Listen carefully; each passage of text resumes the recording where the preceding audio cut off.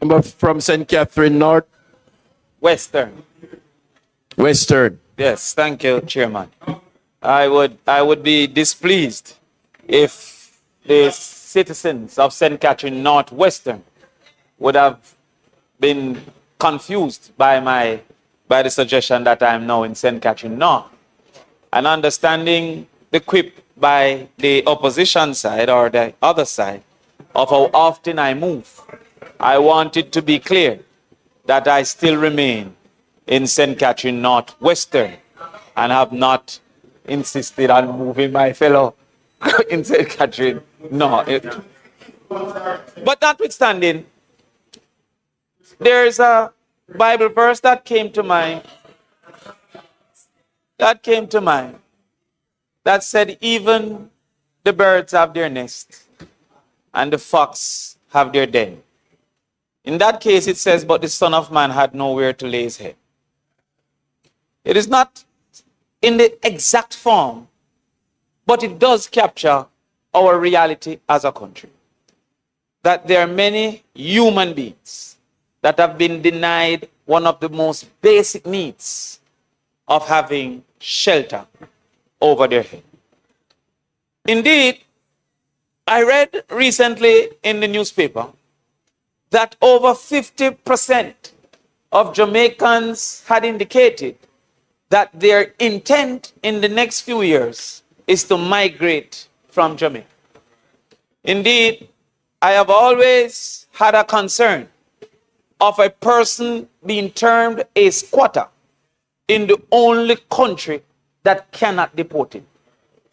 If it is you have no place in the only place that cannot ask you to leave, there is a need for those in charge of policy to be more committed to shelter and housing moving forward. Now, the government, I'm coming to that. The government has gained great political value from trumpeting the argument, no new taxes, and in seeking to cover the natural expenses of government. And that was very important to be highlighted by Member Fort, Malahu Fort from St. James. Is it Northwestern? West Central. Who indicated that government had expenses and that there shouldn't be a space with funds available that government refused to use. There is an important explanation that must be highlighted, that no one on this side is asking for the non-use of available funds. Indeed, we're asking for the purposive use, to use those funds for a purpose that we on this side believe is important. It therefore must be highlighted if those on the other side are not of an equal commitment to solving the crisis of housing that we face. That crisis can be captured in over 600,000 being perceived and defined as squatters.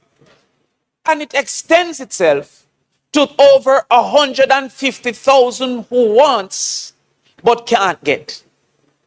You see, when it was highlighted that there is no demand problem, nobody needs to say that the Prime Minister's actual words, in quotation, verbatim, was that there is no demand problem.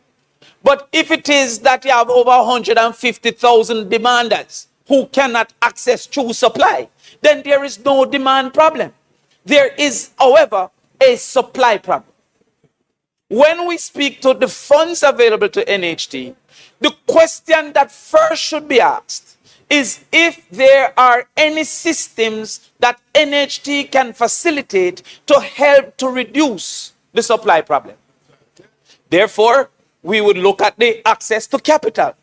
Can NHT give greater access to capital? We would not have been in any form of dissent if NHT had concocted a method of giving greater access to capital. The second component is that we need an active and capable labor force.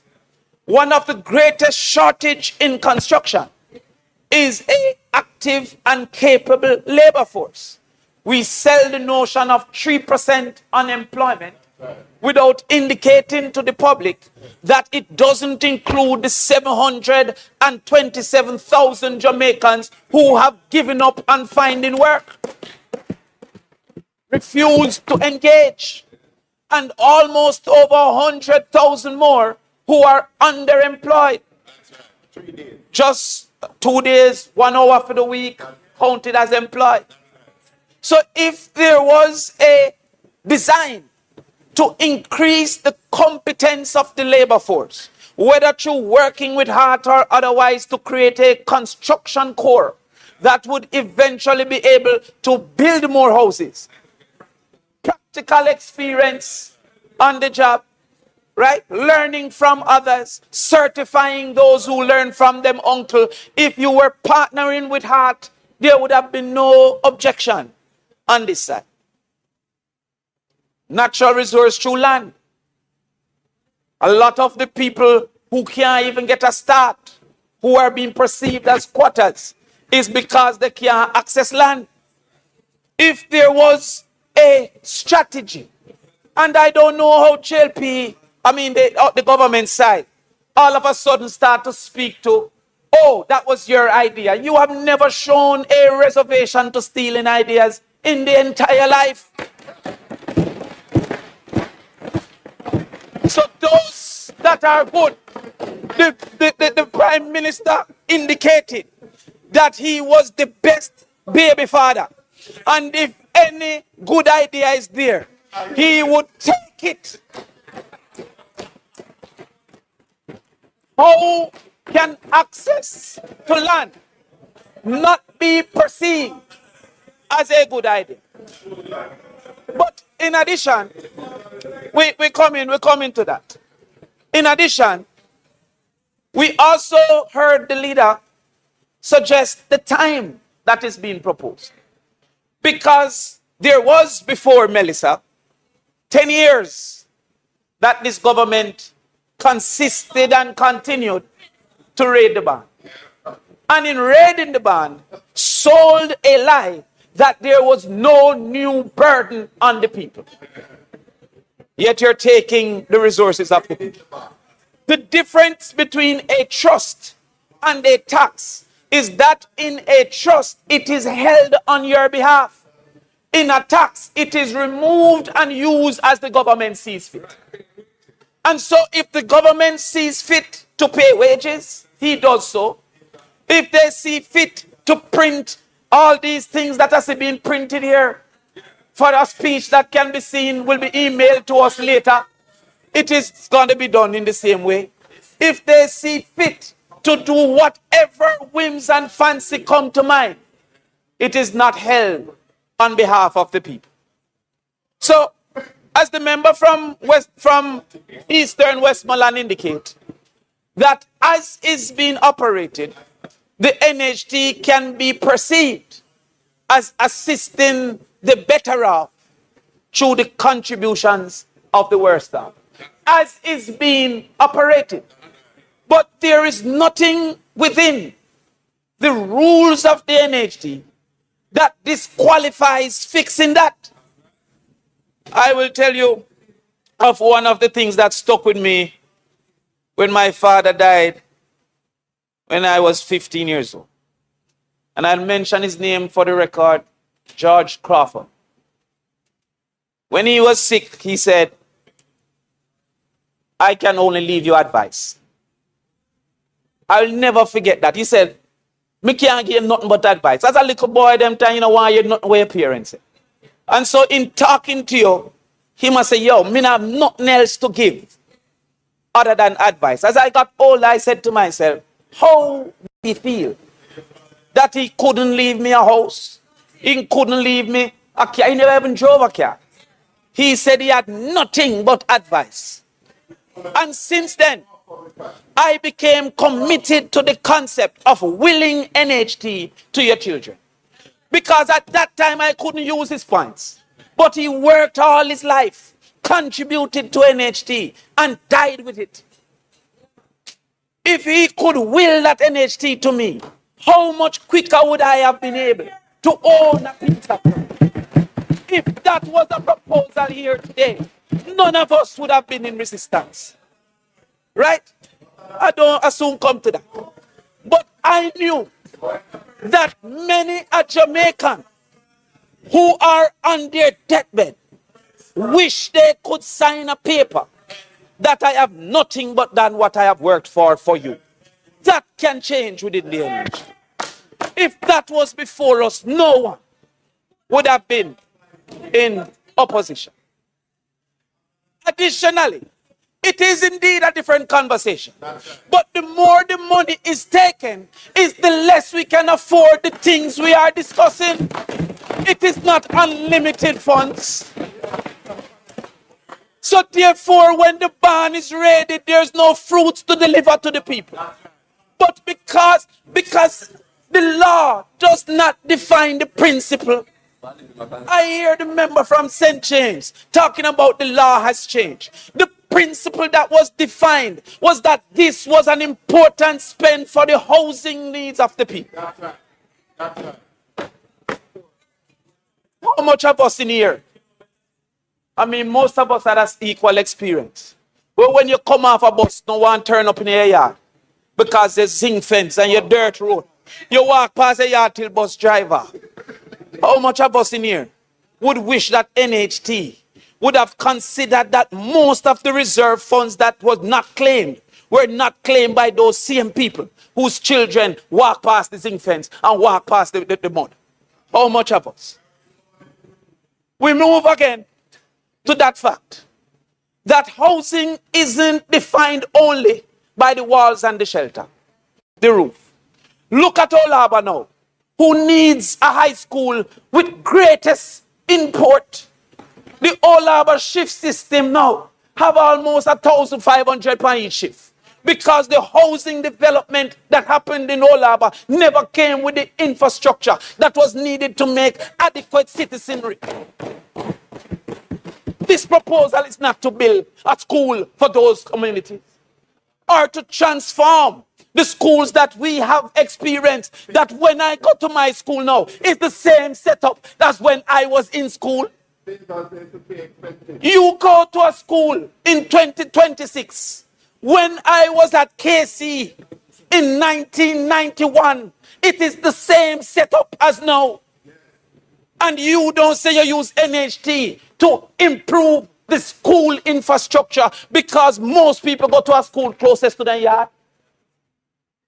Are we not of that understanding that primary schools were built in walking proximity so that people could have access to adequate schooling is what we have now, where you're dividing a class with chalkboard adequate schooling?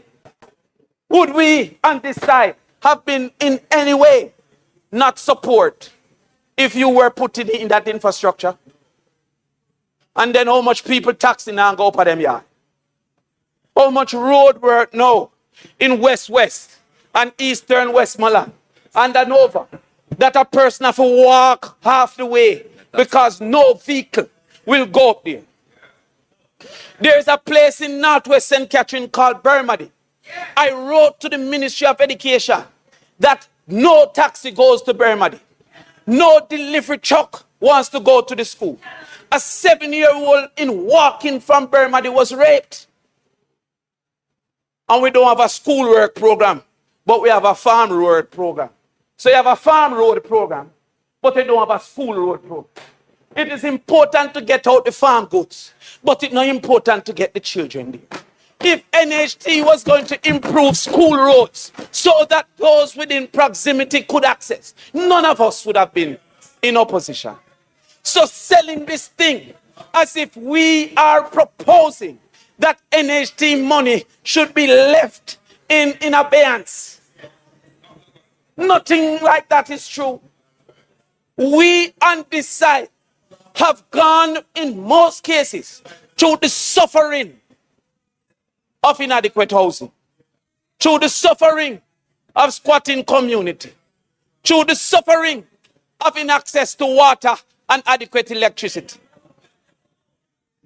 I am saying to you, my friend, that if you were transferring some funds to rural electrification so as to appropriately carry electricity to communities that have to stretch wire, you have indicated you're taking it to the consolidated fund.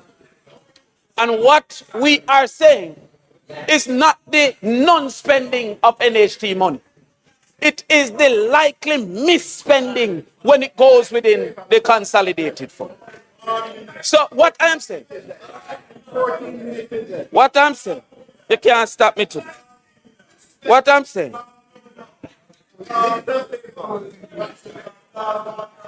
multiple housing schemes have not received any investment in infrastructure in the longest time.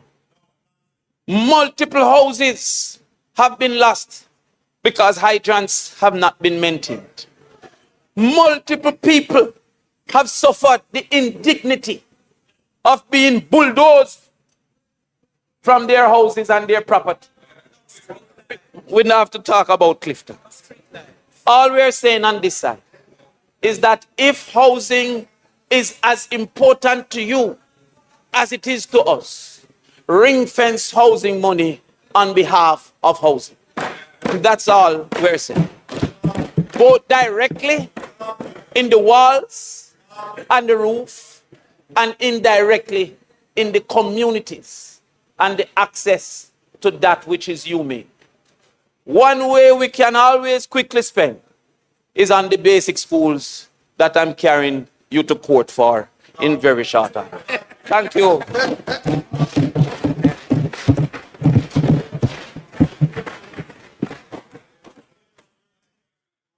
Member from Centre and Southeast. Thank you. Thank you, Mr. Speaker. You know, the